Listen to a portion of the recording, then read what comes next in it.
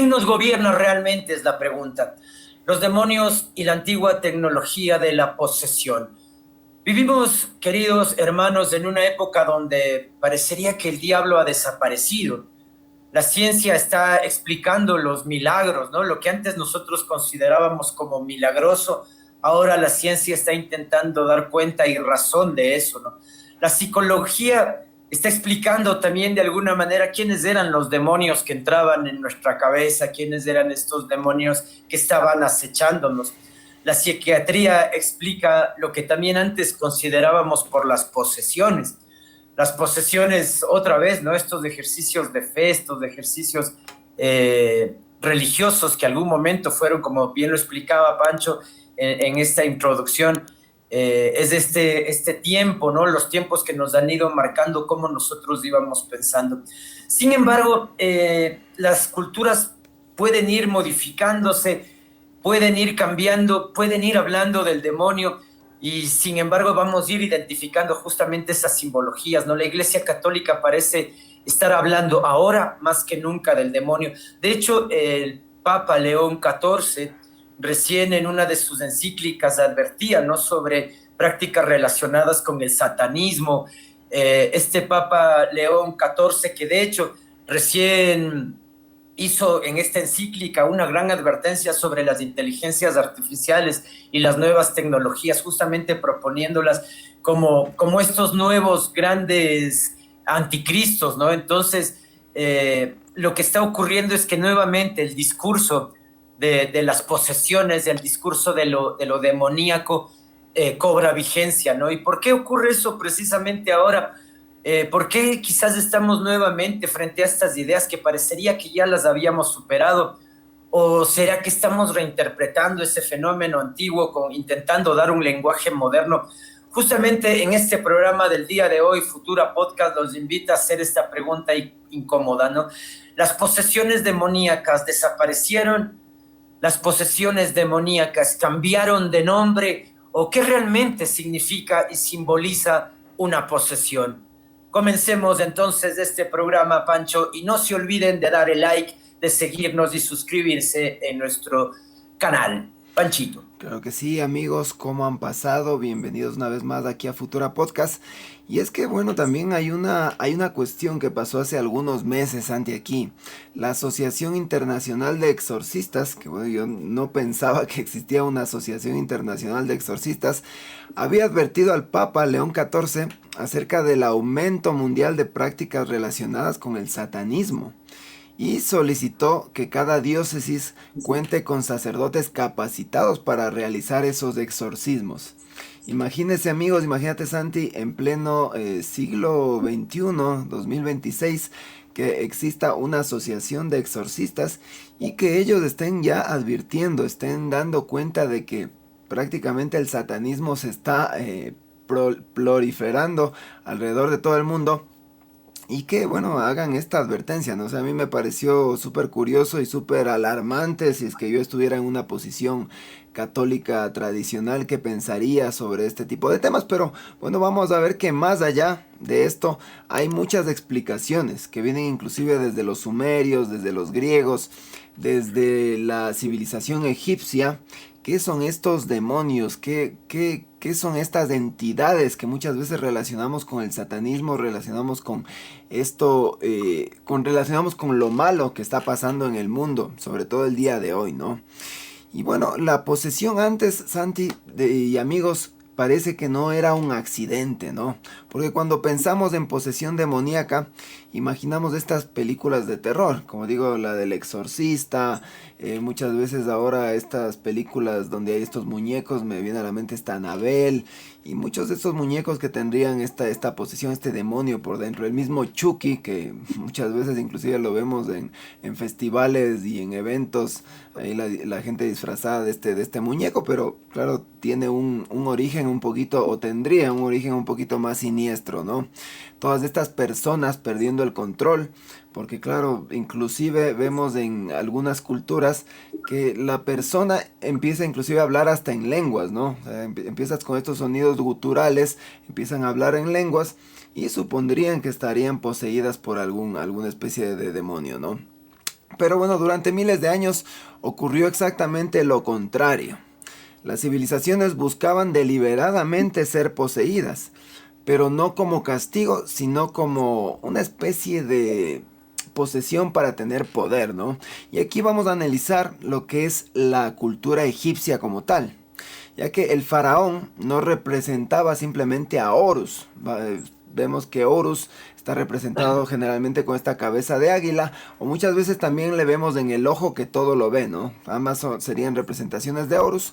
Y bueno, durante la coronación existía la creencia que Horus descendía sobre el gobernante, sobre el faraón egipcio, y el gobernante dejaba de ser un hombre común y su cuerpo se convertía en este recipiente de Dios. Es decir, el faraón se convertía en Dios.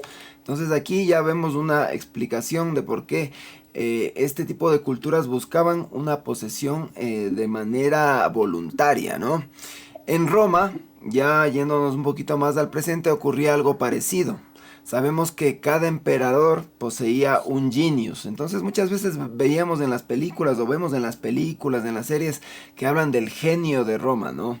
Entonces yo la verdad no entendía muy bien a qué se trataba. Pero ya analizando al respecto y con toda esta información del demonio y de todas estas entidades, el genio de Roma o el genius de Roma se refiere a un espíritu protector, generalmente relacionado siempre al líder, ¿no?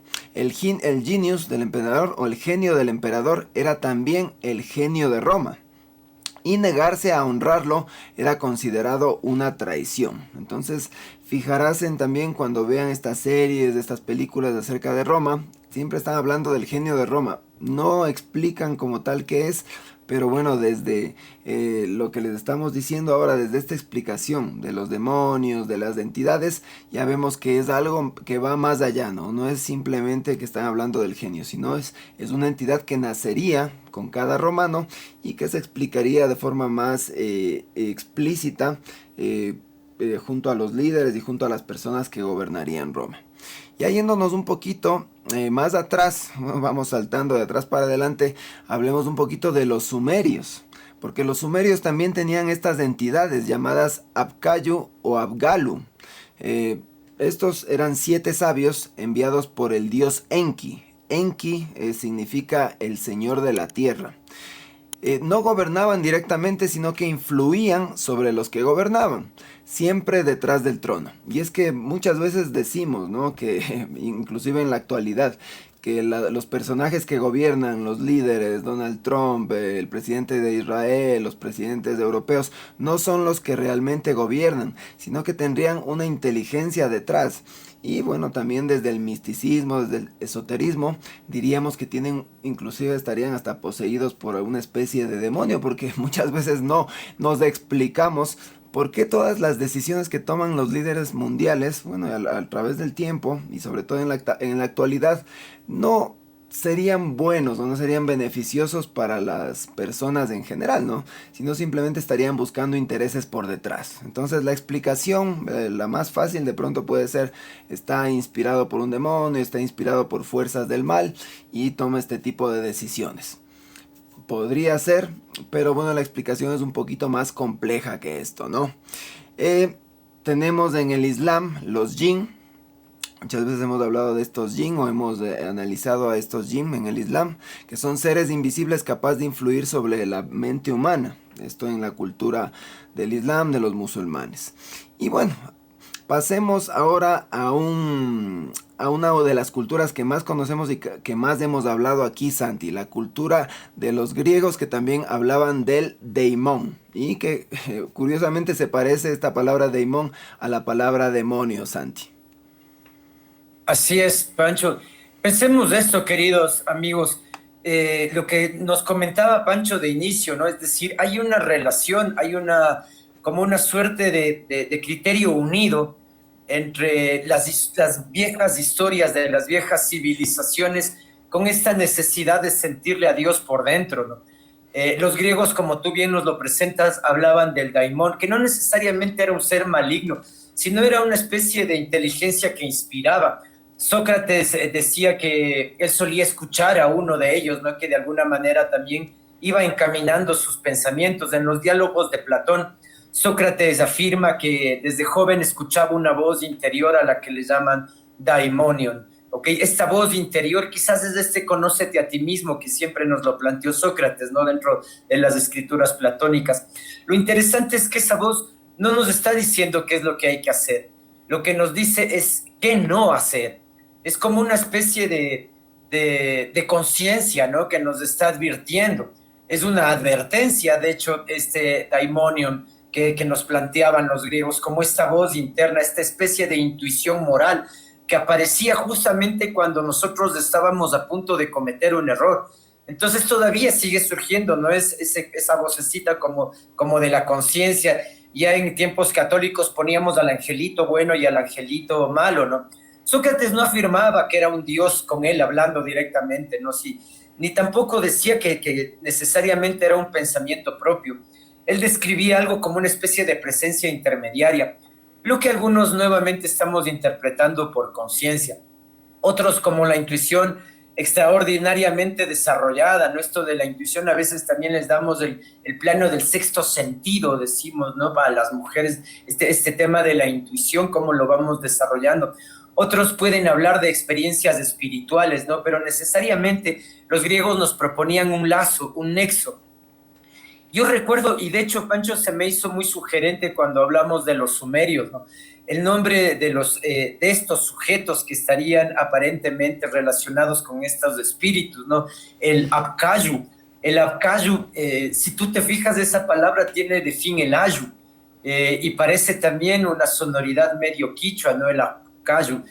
Y nuestros indígenas también hacían ese mismo gesto de rebeldía, digamos, hacia lo natural, hacia el orden establecido. Y gracias a la ingesta de ciertos productos como el San Pedro o el mismo ayahuasca, ellos tenían ese contacto con los dioses, ¿no? Los griegos después nos perfeccionaron una idea que es lindísima. Bueno, a los artistas, de hecho, casi como que caminamos con ellas, que son las musas, Pancho y queridos amigos. Las musas son inspiraciones también, ¿no? Que nos empiezan a llegar. Y las inspiraciones son eso, o sea, uno como artista lo que pide antes de elaborar el producto artístico es entregarse a los dioses, entregarse a las musas. Entonces la inspiración resulta una especie de posesión. Y esta es la idea fascinante, ¿no? Para los griegos, el gran artista no era necesariamente un creador así maravilloso, sino que por el contrario, el artista es un receptor. Platón llega a comparar al poeta con un imán. Decía, los dioses inspiran al poeta, el poeta inspira al público, es una cadena de transmisiones, decía Platón, ¿no? Entonces cada uno como que va cumpliendo una función, pero ¿quién sería entonces el destinado para conversar con los dioses? Es este sujeto que vive esa transformación, ¿no? Entonces no es lo mismo que un demonio cristiano, este antiguo ser que todavía es un poseso frente a las personas. También pienso ahora, Pancho y queridos amigos, en las religiones que sobreviven en el África, ¿no? Por ejemplo, el candomblé, el umbanda, el mismo vudú, donde los sacerdotes y muchos de los feligreses llegan a sentir cómo entran los espíritus de los dioses, ¿no? De los orishás, de los grandes de estos espíritus deíticos, y ellos se supone se desdoblan, ¿no? Pierden este ejercicio de la realidad consciente y son los dioses los que se apoderan del cuerpo. Por tanto, no son demonios. Lo que nosotros consideramos como demonio o estas injerencias de esta suerte de posesiones de espíritus es donde quizás arranca la confusión, Pancho, porque ahí el cristianismo esparce por todo el mundo, sobre todo el mundo grecorromano, en un inicio en todo lo que sería Europa, la palabra esta daimón, que se empezó a traducir, como bien nos lo explicaste tú antes, como demonio, ¿no? Y esto ya entró dentro de los contextos bíblicos y cambió profundamente el significado. Ahora, para los cristianos, los demonios son seres espirituales, rebeldes, malignos, reales y que están junto a nosotros. Lo interesante es saber reconocer, dicen los cristianos, de esto, ¿no? Y su influencia es considerada destructiva para los cristianos, es decir, convivimos con seres espirituales llamados demonios y estos demonios están como para que nosotros caigamos en tentaciones destructivas. Para muchos griegos, entonces, en cambio, este daimón podía ser benéfico, era neutral o perjudicial. Bueno, dependía del contexto para los griegos, ¿no? Cómo entraba este daimón o esta musa. No era necesariamente un enemigo de la sociedad, lo que había que es canalizar a este demonio para que de alguna manera o este espíritu que te posee se funcione en ti con coherencia, ¿no? Entonces, los griegos ya dictan una gran diferencia con este demonio cristiano. Para los griegos era una ínfula espiritual, mientras que para los cristianos ahora entendemos es este significado de enemigo de la humanidad. Estas culturas aparecen casi con un mismo patrón, Pancho, es decir, los gobernantes nunca estaban solos. Siempre existía una inteligencia invisible que les asociaba al poder. Nos recordemos los reyes, Pancho. Los reyes antes siempre eran como destinados por los mismos dioses. Entonces, como que eran los enviados de Dios para hablar con el pueblo. Luego fueron los sacerdotes, ahora tenemos en el Vaticano, ¿no? Ese gran ejercicio de poder con el Papa. Y ahí hago yo una pregunta para empezar nuestro segundo bloque, Pancho. ¿Es casualidad que las culturas completamente separadas imaginaran exactamente el mismo mecanismo de poder? Es decir, no importa que hayan sido griegos, no importa que hayan sido hindús, chinos, los cristianos ocuparon exactamente el mismo relato. Los dioses se apoderan de los grandes mandatarios. Sí, Santi, bueno, y para responder esa pregunta, vamos a estudiar o vamos a ver qué es realmente una posesión. Porque, claro, tal vez estamos utilizando o significando una palabra de manera equivocada, ¿no? Porque cuando se habla de posesión, muchas veces pensamos en este terror, pensamos en estas películas del exorcista, como ya había dicho. Pensamos en estas entidades que bajarían de, bueno, no, subirían del infierno, sería porque siempre lo asociamos a los demonios con el infierno, ¿no? Con el inframundo. No estaría en el cielo, sino más estaría abajo en una especie de caldera que siempre habría fuego. Y bueno, y los demonios saldrían de ahí. Yo recuerdo esta película Constantino, Santi, no sé, amigos, ustedes también la han de haber visto, donde este personaje Constantino tiene estas visiones y podría relacionarse inclusive con estas entidades, ¿no? Tiene esta capacidad de ver a los demonios, bueno, y a través de la simbología católica, como es la cruz, y hay unos padres que también hacen unos exorcismos, estarían expulsando a estos demonios de la tierra, ¿no? Inclusive expulsando de algunos cuerpos. Es el imaginario que nos vendieron, nada de eso ha sido comprobado científicamente tampoco, simplemente la Iglesia Católica ha tenido esto siempre en reserva, ¿no? Como digo, tendríamos que redefinir esta palabra posesión, ¿no? Porque ¿qué ocurre cuando una inteligencia distinta comienza a dirigir nuestras decisiones? Eso más bien sería una especie de inteligencia que estaría redirigiendo nuestras decisiones, porque nosotros como tal, como seres humanos, evidentemente tenemos una inteligencia, pero muchas veces nos sentimos como inspirados. Tú nos hablabas, Santi, del sexto sentido que muchas veces utilizamos para de pronto hacer elecciones o tomar decisiones que podrían estar beneficiándome o podrían estar beneficiando a mi grupo, a mi colectivo, ¿verdad?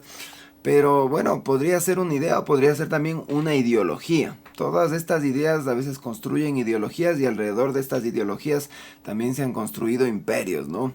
Pueden ser arquetipos también.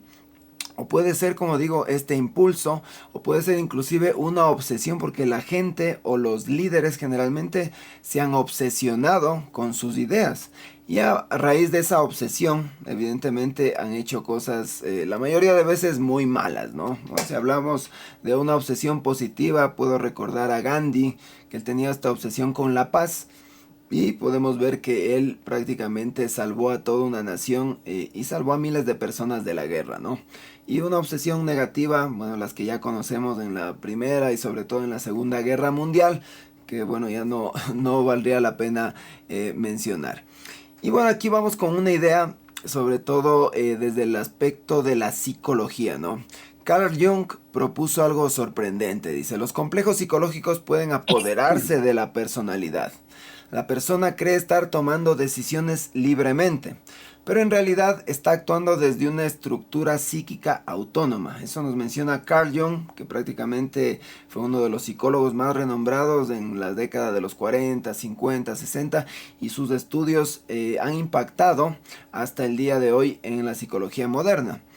Entonces Jung llamó a este fenómeno de inflación psíquica, Santi. Sucede cuando alguien comienza a identificarse con uno de estos arquetipos, ¿no? Con el héroe, empieza a identificarse con el mago, con el sabio. Generalmente se identifican estos líderes mundiales con arquetipos positivos, ¿no? Pero acuérdense, amigos, y acuérdate, Santi, cuando hablábamos de uno de nuestros programas de esa autoconfianza delirante. Muchas veces estos líderes tienen tanta confianza en sí mismos que empiezan a rasgar el delirio, ¿no? Y ese delirio poco a poco se va apoderando de su ser y empiezan a tomar decisiones que, bueno, para ellos son completamente loables, completamente racionales, pero que está perjudicando al pueblo, está perjudicando a su círculo inmediato, inclusive de manera negativa. Entonces aquí viene todo este delirio porque creen que están haciendo bien, pero al final están echando todo a perder, ¿no? Como digo, creen ser los héroes. No representan a los salvadores como tal, pero creen que son ese vínculo entre Dios y la tierra, ¿no? Entonces ahí aparece, como digo, este delirio mesiánico y esta autoconfianza delirante de muchos líderes, ¿no? Y por eso vemos ahora líderes que prácticamente desde mi punto de vista están tomando decisiones equivocadas, tanto en Norteamérica como por allá en Medio Oriente. Claro, evidentemente diciendo que lo hacen por la civilización occidental, pero bueno, nada más equivocado creería yo. Y bueno, aquí vamos a entrar a ver las ideas de un personaje llamado Chad Ripperger, que bueno, este es un sacerdote exorcista que bueno, ha influenciado bastante en los escritos del exorcismo de la Iglesia Católica, y bueno, su trabajo intenta explicar cómo operaría esta influencia demoníaca, ¿no? Ahorita ya nos vamos un poquito más al terreno ya desde el catolicismo, porque este escritor, este investigador, este exorcista nos habla que según esta perspectiva los demonios no obligan, sino los demonios simplemente sugieren, insisten, repiten. Me imagino que los demonios también manipulan, crean estas obsesiones, crean estos patrones de poder, y hasta que la voluntad humana termina aceptándolos. Y puede ser cierto, ¿no? Puede ser que los demonios no sean estas figuras como en la película de Constantino que les hablaba, o como nos ha pintado la Iglesia Católica, o como vemos de estos grandes cuadros en las iglesias también, que está el demonio ahí presente, y nosotros vemos estas figuras y prácticamente nos asombramos, nos asustamos, pero de pronto el demonio puede estar operando de maneras más sutiles, ¿no? Simplemente sugiriéndote, insistiéndote, repitiéndote, creándote esta obsesión. En el mundo actual con las inteligencias artificiales, Santi y amigos, podría estar saturándonos de tanta información de estos demonios, de estas entidades, que nosotros podríamos estar perdiendo el rumbo, perdiendo toda esta capacidad de enfocarnos en lo que realmente vale la pena, y siendo influenciados, ¿no? por estas energías. No digo que sea cierto o no, pero puede ser una posibilidad, y según este autor, este investigador, Chad Ripperger, sugiero que investiguen un poquito más acerca de este exorcista que nos ha llamado bastante la atención aquí en el programa, y que prácticamente es una eminencia dentro del mundo católico del exorcismo, ¿no? Y curiosamente, ahí conectando un poco con la psicología moderna describe procesos muy parecidos, ¿no? Pensamientos obsesivos, sesgos, compulsiones, ideas repetitivas, lenguaje que cambia, como les había dicho, o como han visto ustedes, amigos, inclusive en la televisión, en muchos programas, cuando una persona está como poseída, tiene estos sonidos guturales, ¿no? Hablaría inclusive en lenguas, mucha gente diría que habla en lenguaje sumerio. O sea, hay un montón de explicaciones, un montón de teorías que salen a raíz de esto, que la verdad la mayoría parecen tiradas de los cabellos, pero otras parece que de pronto tendrían cierto sentido, ¿no? Y la experiencia parecería similar. hoy en día, amigos, de pronto podemos estar conectando con todas estas enfermedades modernas, ¿no? Esta ansiedad, esta depresión, estas ideas compulsivas de la gente, que prácticamente todos tenemos enfermedades mentales ahora. Puede ser también que, bueno, estemos siendo diagnosticados simplemente de nuestras emociones, pero bueno, la ciencia ya dice que la mayoría de gente está enferma mentalmente, inclusive desde que son muy pequeños los niños, ¿no? Y aquí nos hacemos una pregunta, ¿no? Bueno, más bien la pregunta no sería si existen demonios o no, sino ¿qué significa exactamente un demonio, Santi? Porque, claro, hablándolo así como lo estamos hablando, puede ser un demonio alguien que simplemente sugiere, alguien que simplemente insiste, alguien que te susurra al oído, o puede ser esta entidad demoníaca que hemos visto en películas, de esta entidad que inclusive, acuérdate, Santi, el programa pasado hablábamos de esta energía que puede estar inclusive en los rituales, ¿verdad? Esta figura del egregor que hablábamos, que cuando todas las personas del estadio, poníamos este ejemplo, en un estadio lleno de 80,000 personas, todos tienen el foco en en un mismo objetivo, en que entre o no entre el balón, en que gane su equipo o no gane su equipo.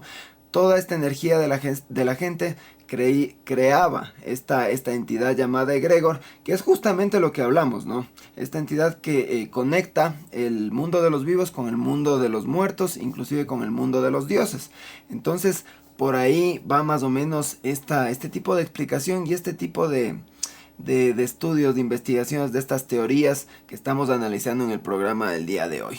Santi, ahorita vamos a ver si es que los rituales siguen existiendo, y claro, es una aseveración y justo de lo que les estoy hablando el día de hoy. Así es, Pancho, y la pregunta es fundamental, ¿no? Saber si los rituales todavía permanecen. Y un poco para contestar esto, Pancho, para dar visualización, justo tenía el comentario de un seguidor ahora en TikTok que nos escribía sobre que Pablito nos decía, hagan una lectura sobre lo que significa el hubris.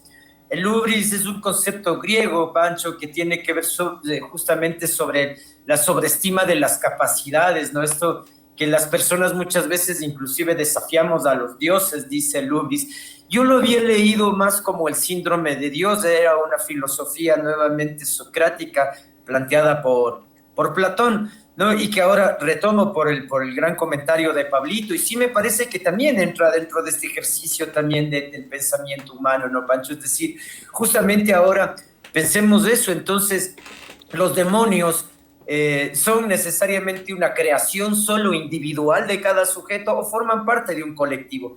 Y quizás lo que nosotros estamos determinando es que sí, es un ritual y por tanto tiene que ser colectivo, ¿no? Entonces, justamente desde esto, desde este placer, desde esta evidencia colectiva, nosotros podemos dar cuenta de estas nuevas ceremonias, y hablábamos justamente de la ceremonia del Mundial, ¿no? Como ceremonia acontecimiento. La mayoría sigue pensando que los rituales han desaparecido, pero no han desaparecido. Por el contrario, yo creo que ahora simplemente han cambiado o han mutado de forma. Y eso lo que nos hace es que no nos percatemos a ciencia cierta de lo que estamos viviendo, ¿no? De hecho, con el wokismo o con el progresismo, muchas de las minorías han ganado espacios, ¿no? Piensan, algún momento en Brasil yo conocí la iglesia del Candomblé, iglesia que era completamente censurada y satanizada dentro de los ámbitos cristianos, ¿no? Y piensa que Latinoamérica en su gran mayoría es cristiana, católica, y entonces al principio sí se notaba esa gran ruptura. Actualmente con los discursos de la aceptación y de las minorías se ha puesto de moda nuevamente el candomblé, se ha puesto de moda el vudú, y simplemente lo que van es cambiando las fórmulas, no cambian las modas, y nosotros ahora lo que quizás antes veíamos como satánico o como demonio, ya no lo estamos viendo así, sino que lo estamos asumiendo.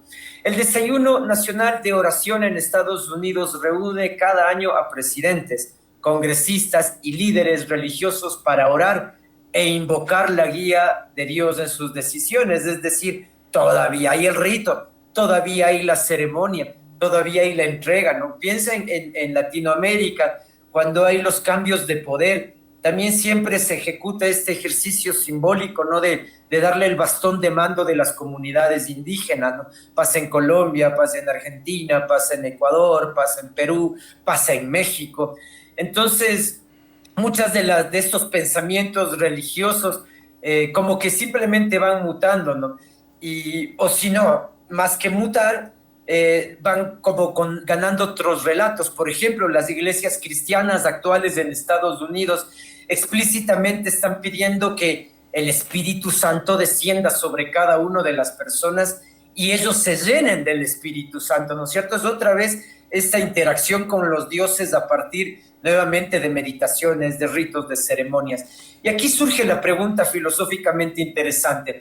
¿Dónde está exactamente la diferencia entre la inspiración divina y esta posesión voluntaria, ¿no? La diferencia desde la teología cristiana no es simplemente que una entidad entre en una persona, sino el origen y la libertad con que esto ocurre. Es decir, en esta tradición el Espíritu Santo no anula la voluntad humana. Yo pido que entre el Espíritu en mí, no está sustituyéndome como persona. Antes les comentaba en el caso del candomblé, ¿no? En el caso del candomblé o en el vudú, la persona entra a la ceremonia y de repente el espíritu deja su cuerpo y entra el cuerpo del orisha, entra el espíritu del orisha. Entonces anula la voluntad del sujeto, porque quien se apodera es el espíritu del orisha. Para los cristianos no hay ese discurso. Para los cristianos el discurso de la voluntad es importante todavía. Entonces, si yo permito que entre el espíritu de Dios en mí, es porque yo acepté esa voluntad, fue mi voluntad. A diferencia de la posesión demoníaca, para los cristianos esta posesión demoníaca es destructiva, es contraria al bien y por tanto yo no la estoy deseando, yo no la espero. Durante miles de años la humanidad construyó templos, pirámides, zigurats, catedrales, palacios y todos estos, Pancho y queridos amigos, eran diseñados justamente para facilitar ese encuentro entre el humano y lo sagrado. ¿A qué me refiero con esto? No es una simple arquitectura, no es una tecnología simbólica que canalice la energía, o quizás sí, o quizás solo es simplemente una arquitectura, pero pensemos esto, el gran Escorial, Pancho, el Escorial está diseñado bajo las estructuras simétricas de la geometría sagrada, porque sabemos que hay una geometría sagrada contada por Pitágoras, replanteada también por el mismo Platón. Entonces, sabemos que muchos de estos templos lo que contienen es esa simbología sagrada, ¿no? Las grandes pirámides, Pancho, y aquí las pirámides que se reproducen en toda América también, ¿no? Las de Teotihuacán, por ejemplo, son aparentemente núcleos de energía. Lo que hacen entonces estos grandes templos es nuevamente servir como el gran canalizador entre el humano y los dioses, ¿no? Es como que entramos a este templo donde empezamos a vivir una nueva realidad, entramos a un nuevo ecosistema, ¿no? Este ecosistema de lo simbólico. Y a esto ya es maravilloso porque es un lenguaje completo, Pancho. Claro que sí, como tú dices, durante miles de años la humanidad ha construido estos templos como las pirámides y bueno, de hecho, recuerdo hace, no sé si es un par de años, que con escáneres realizaron todo este proceso en las pirámides de Egipto y descubrieron que en la parte de abajo había unas especies de pilares, ¿no? Entonces ahí nació esta teoría que las pirámides son como una especie de baterías, una especie de fuentes de energía también. Y no simplemente estas tumbas para faraones que bueno se ha creído durante prácticamente los últimos 100 años y que el oficialismo de la ciencia todavía lo sostiene, claro, porque ellos tienen que defender todo el trabajo que han hecho durante estos últimos 100 años. Pero nuevos descubrimientos, nuevos estudios nos dan cuenta de que bueno, la energía estaría relacionada directamente con estas pirámides, inclusive con las catedrales, Andy. Entonces, si toda esta energía está relacionada con ellos, puede ser, o también dicen que es para invocar, sería en este caso, ¿no? Que estamos hablando de las posiciones, invocar a estos dioses, invocar a estas energías superiores y de pronto tener este contacto con ellas, ¿no?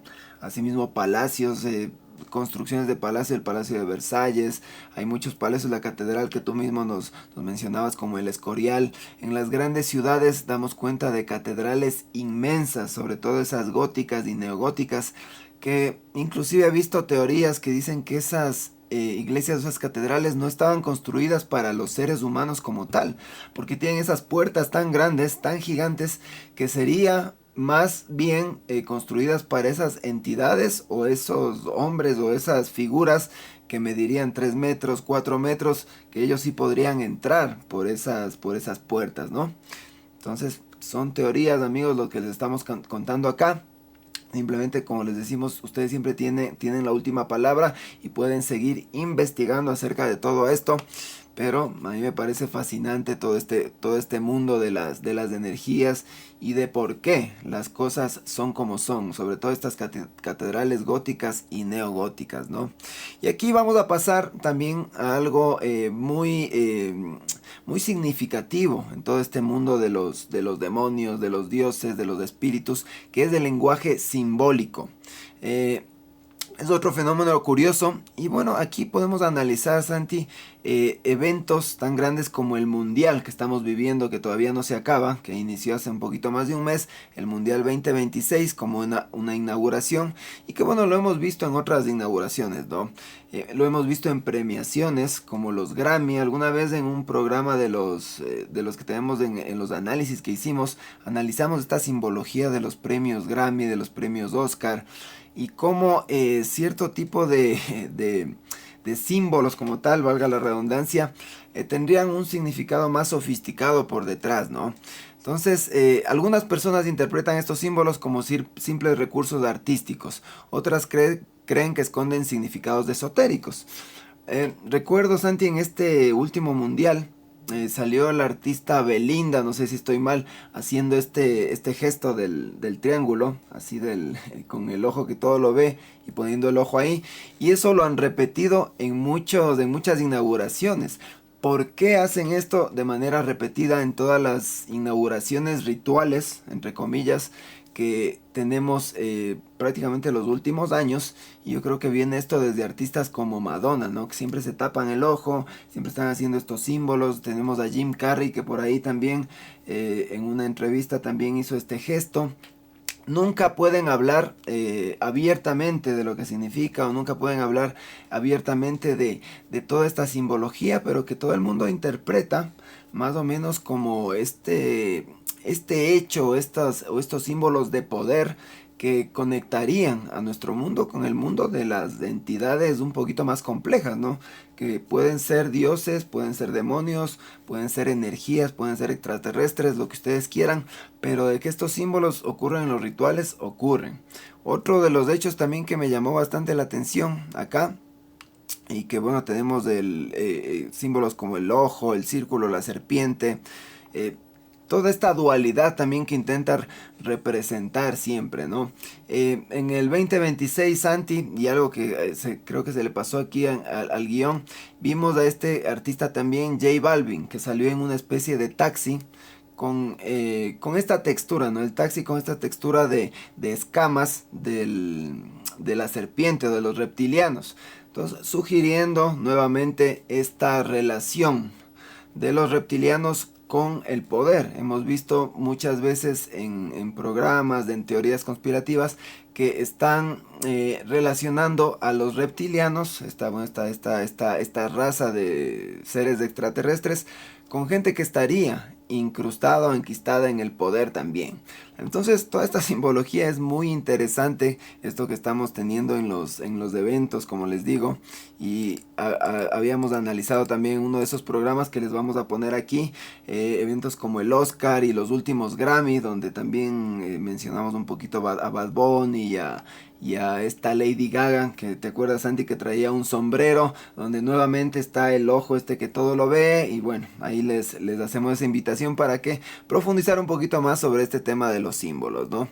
Y aquí pasamos también a otro bloque de nuestro programa, donde analizamos a Platón, porque Platón quizá estaba describiendo otra cosa cuando analizaba todo esto de los demos, ¿no? De los demonios, según la mitología griega, ¿no? No la mitología griega, según la cultura griega, perdón. Platón afirmaba que las ideas existen independientemente de nosotros. Nosotros no las inventamos, participamos de ella. ¿Qué significa esto? Que las ideas no serían producidas por la mente humana, sino que la mente simplemente sería una especie de receptor. Si llevamos esa idea al extremo, una ideología podría comportarse como una entidad, perdón. No necesita cuerpo, necesita personas. Y bueno, aquí también esto de las ideologías, de las ideas, que muchas veces permean las culturas y toda la gente que muchas veces sigue estas ideologías de manera ciega, ¿no? Porque, eh, bueno, me va a tocar irme al ejemplo del nazismo, lastimosamente, que es una de los ejemplos más palpables de esto, porque ya la gente dejó de cuestionarse por qué se iban en contra del pueblo judío, por qué hacían sufrir tanto a esta gente. Y bueno, el pueblo generalmente por miedo, la mayoría de personas, y por no dejar de pertenecer a su cultura y por sobrevivir, hacían esto, pero ya la gente dejó de intentarlo, Santi y amigos. Entonces es aquí donde sí podemos hablar de una energía maligna, una energía que estaría insuflando, según las palabras de Carl Jung o desde la psicología, a toda esta mente humana que, bueno, como decimos, la mente humana aquí solo sería un recipiente y no sería la productora de estas ideas, ¿no? Entonces aquí llegamos a otro de los nombres que, bueno, daríamos cuenta en los últimos tiempos, Richard Dawkins, que llamaría siglos después a estas estructuras de los símbolos como memes, y es lo que estamos viviendo el día de hoy, ¿no? Los memes o simbología que podemos estar enviando en un teléfono, en un smartphone.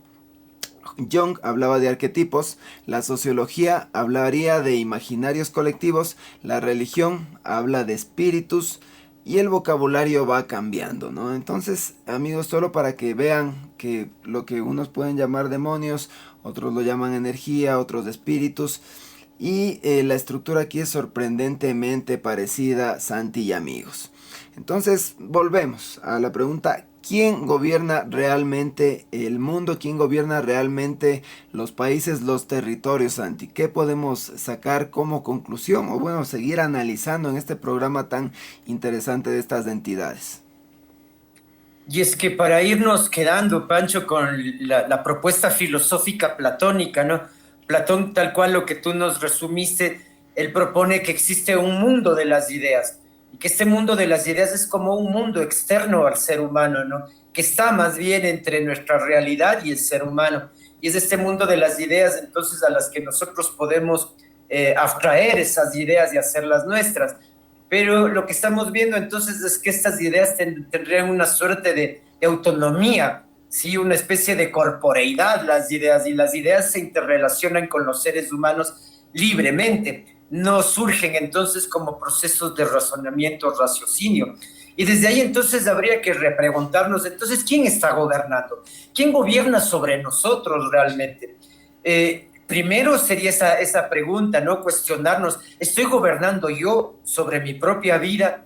¿O hay otras ideas que por fuera están haciendo que mi vida esté gobernada por otras personas? Y aún así, si podemos distinguir entonces que yo gobierno mi vida, que soy dueño y autónomo, pero sin embargo convivo en una sociedad de líderes. Y la idea será entonces cómo ese líder llegó al poder, y porque muchas veces vamos a notar que como que cambian radicalmente de veredas los discursos. Un momento prometen una cosa, otros momentos prometen otras, hacen unas cosas, prometen otras, se justifican guerras, se justifican violencia, se justifica la censura, se justifica la pobreza. Al final, todas estas ideas son entrelazadas y manipuladas por grandes ejes de poder. La pregunta entonces es ¿por qué? Y van a haber muchas explicaciones: la corrupción, obviamente, presiones económicas, intereses geopolíticos, psicología del poder, de hecho, ¿no? Esta psicología del poder que algún momento ya el mismo, recuerdas, del que siempre hablamos, el señor Foucault, con las instituciones disciplinarias, ¿no? Y él ya nos hablaba justamente de cómo el poder empezaba a encaramarse dentro de lo societario, y cómo en lo societario ya desde las instituciones estamos maniatados. Además, hay sesgos increíbles como este síndrome de Dios, o lo que Pablo nos comentaba antes en el TikTok, esto del hubris, esta idea como de sobrevalorar nuestros pensamientos. Algún momento conversamos sobre el efecto Dunning-Kruger. ¿Recuerdas, Panchito, esta idea de que el sujeto, mientras más ignorante es, más abusivo se vuelve?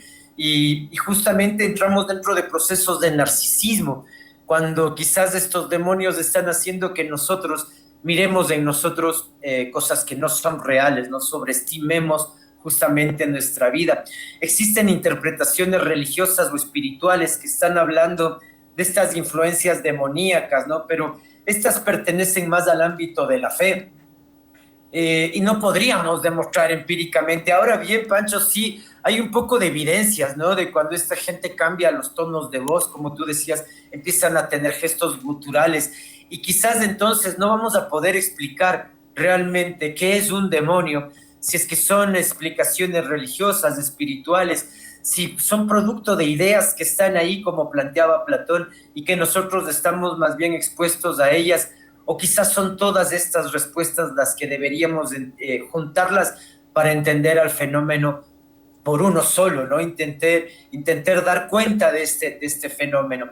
Y porque habría que preguntarse si el mal o la maldad necesita de demonios, necesita el ser malo, el tipo malo, necesita de gente o de estas entidades que le empujen a esa maldad, porque quizás ahora que hemos recorrido de alguna manera la historia de las religiones, no vimos el tema bien planteado por ti, Panchito, cómo fue desde los sumerios, ¿no? Estos sumerios con esa palabra que yo te decía me sonaba a quichua, y luego, bueno, los hindús también con sus prácticas religiosas, los griegos, luego ya con Constantino entendimos ya este cristianismo católico apostólico regado por toda Europa. Entonces hemos visto que hay dioses, hay espíritus, hay religiones, hay daimones, hay genios, hay el apcayo que te decía, ¿no? Esta palabra que me suena a quichua de los... Hay rituales y gobernantes que dicen actuar en nombre de inteligencias superiores. Lo peor es que estamos viendo que quizás ni siquiera ellos necesitan ponerse esa etiqueta, Pancho, sino que ya son las mismas sectas de seguidores las que empiezan a mirarles como dioses. Y ellos son los que les endiosan, ¿no? Entonces aquí aparece una pregunta súper incómoda. ¿Y si el mal no necesitara demonios? ¿Y si bastara simplemente con seres humanos comunes? Somos nosotros los que dentro de nuestra propia ignorancia, comodidad y ser tan absurdamente comunes, Pancho, es que no estamos haciendo una reflexión sobre lo que vivimos y a veces nos dejamos engatusarlo por el juego del espíritu, por el juego del ritual, por el juego del narcisismo. Y aquí volvemos quizás a uno de los grandes preceptos que siempre estamos invitando con el pensamiento de futura, ¿no? Este pensamiento crítico, que es este conócete a ti mismo.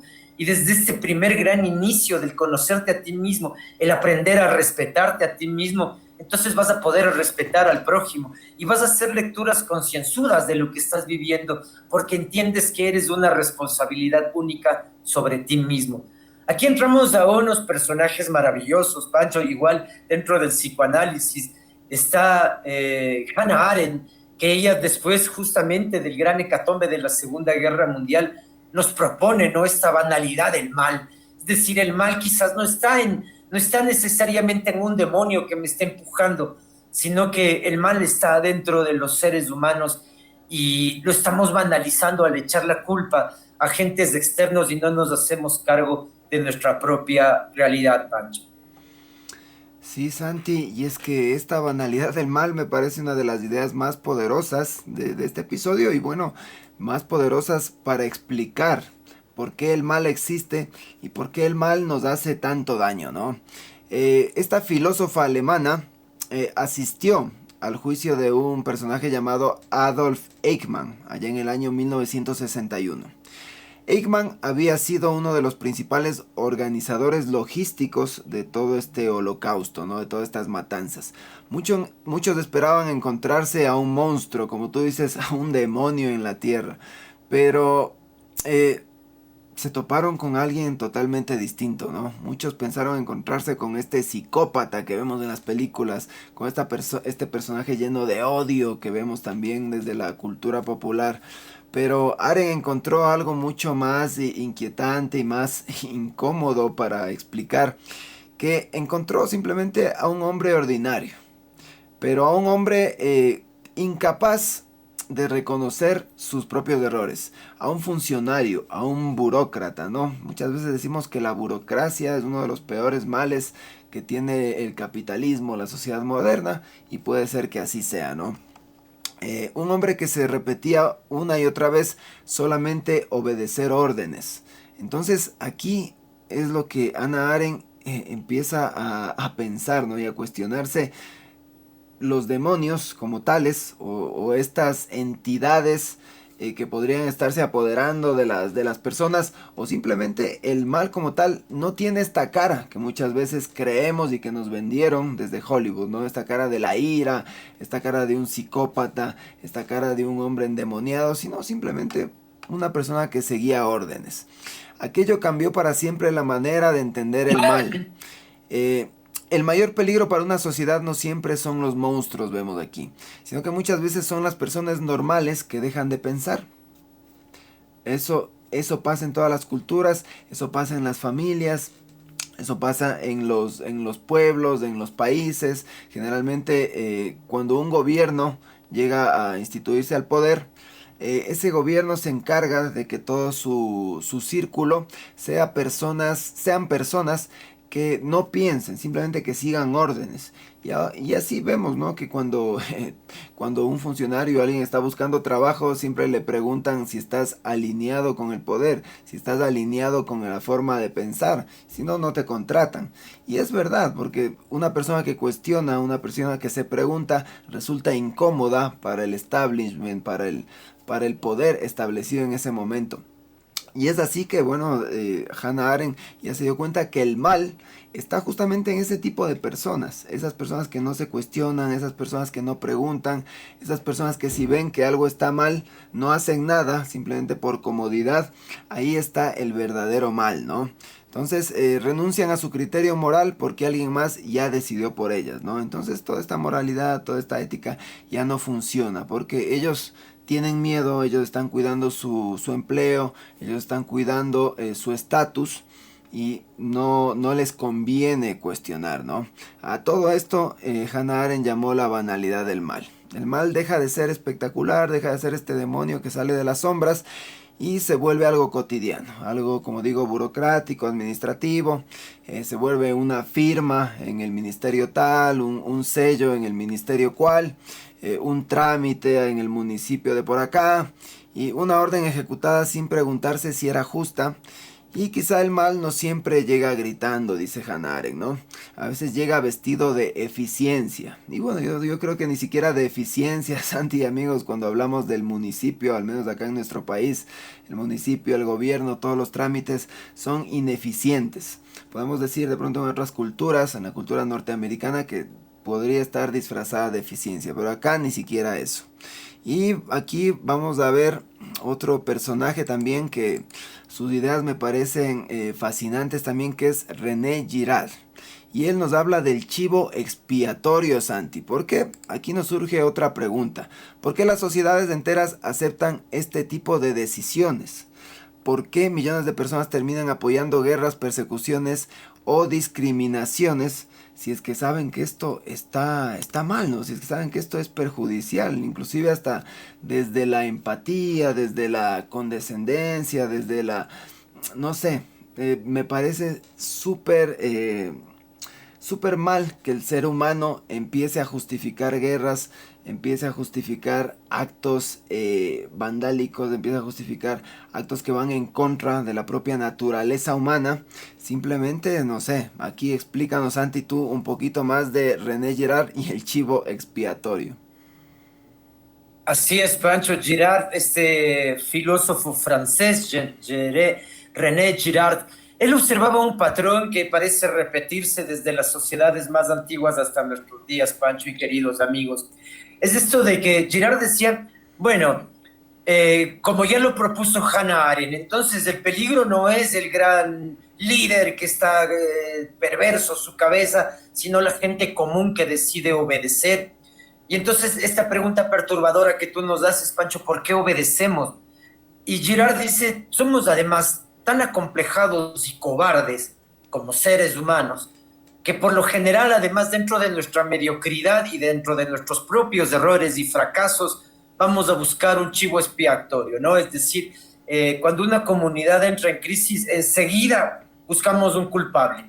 ¿Quién va a ser el culpable? por lo general, desde la época antigua, dice Girard, pensemos con Girard la teoría de los griegos, ¿no? Todo el que vivía junto y dentro del Estado griego era un civilizado, era un civilis. El que no estaba dentro de esos mismos patrones era un bárbaro. Entonces el extranjero siempre fue visto como eso, como el bárbaro, ¿no? Pensemos dentro de la ciudad mismo, el campesino, porque está fuera de los lindes de la ciudad, es visto como un bárbaro y a veces representa justamente este personaje que puede hacer llegar a caer en crisis una sociedad. Es el posible culpable, es la minoría. Un inmigrante, por ejemplo, él va a ser el culpable. En estas sociedades, después de las terribles migraciones que hemos vivido, los países latinoamericanos, muchas veces nosotros mismos encontramos que la culpa es de quienes están migrando, como si no fuese suficiente ya el martirio de tener que dejar el hogar, ¿no? Y además tener que llegar a otra tierra para sentirte culpable. Entendamos este proceso migratorio, este proceso también de la extradición, los procesos de partir desde las fronteras, ¿no? Y convertirte en enemigos simplemente por un pensamiento o una identidad diferente.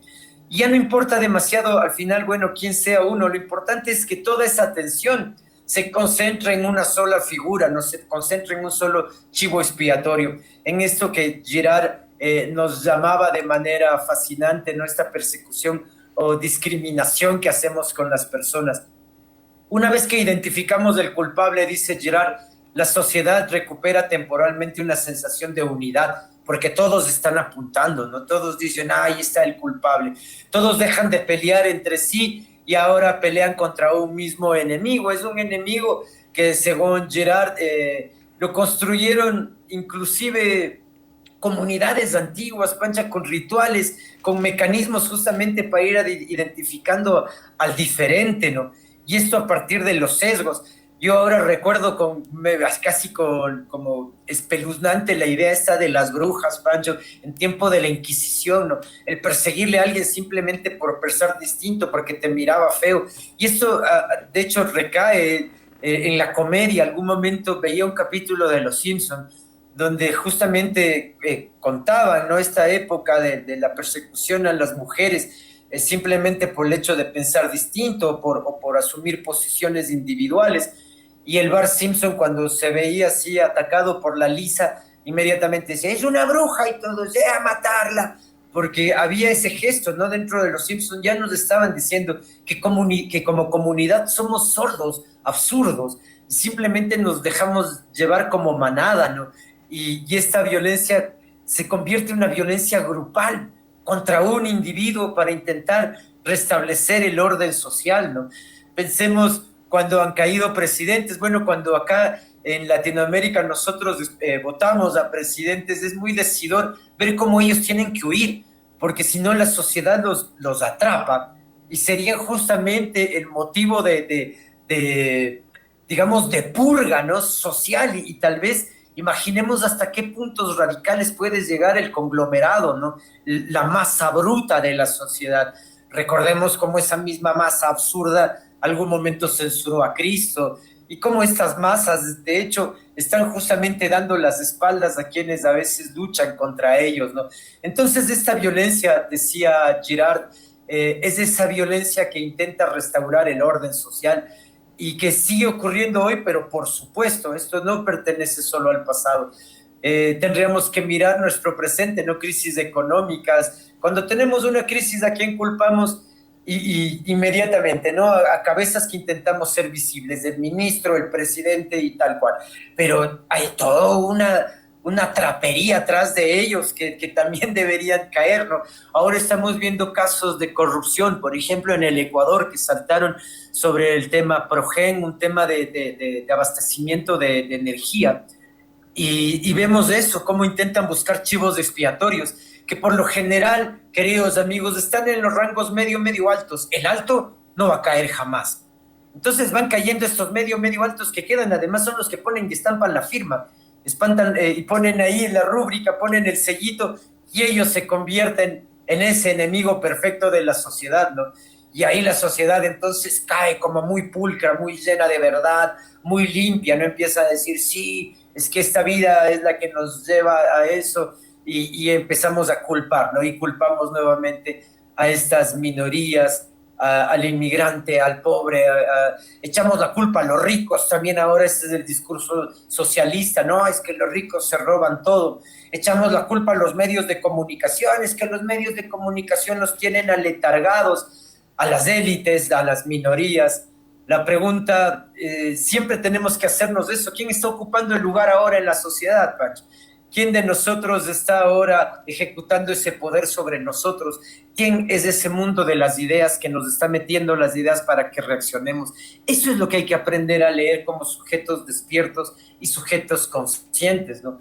Así podríamos ya ir concluyendo el programa del día de hoy, Pancho, invitando a la gente eso, ¿no? Que reconozca su propia religión y qué demonios se está hablando en esa religión. Si es que yo soy un creyente de la psicología y de la cienciología, ¿cuáles son esos complejos que están funcionando dentro de mi cerebro? Si yo soy un filósofo, ¿cuáles son los mecanismos sociales y de pensamiento que están obligando a que yo reaccione desde esos elementos? Si soy un sociólogo, quizás hablar de las estructuras de poder, como decía Pierre Bourdieu, de los campos de poder en una sociedad, pero hay que distinguirlo.